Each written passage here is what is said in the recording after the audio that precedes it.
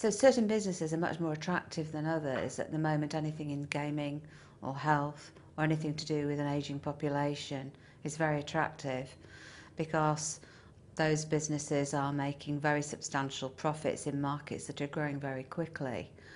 Traditional businesses of manufacturing still remain attractive, but it's finding the right buyers who've got either a trade buyer who can see the customer base that they can exploit or the product base that they can exploit is much harder because they tend to be established.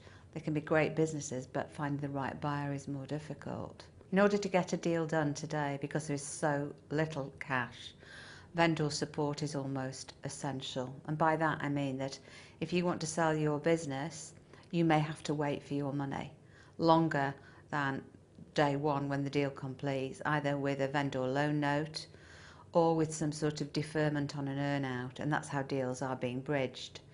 Or alternatively, dependent on the deal size, private equity may be available, which of course is more risk finance.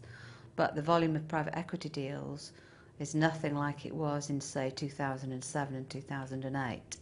And they tend to be for much larger deals. So for an owner-manager deal, private equity are rarely going to get out of bed for less than £5 or even £10 million, and that's their slot into the pocket rather than the whole value of the deal. So for a 2 to 10 million size deal, it's basically vendor support.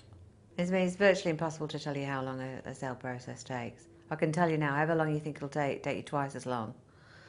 At the moment, deals are taking probably between 6 and 9 months from instruction. 3 or 4 years ago, you could have probably taken 3 months off that process, but everything is much slower now as people take longer to come to decisions, whether it be getting the finance, looking at more opportunities, credit suppliers taking longer and longer to make a decision, more opportunities, so things take longer. Also, in corporate finance, December and August don't count as months. Very few transactions take place in those periods because so many people are on holiday. So by the time you've taken those 2 months out, you're basically talking about a year from instruction. Some deals go through a lot quicker if you're very lucky, but you should set yourself approximately a year.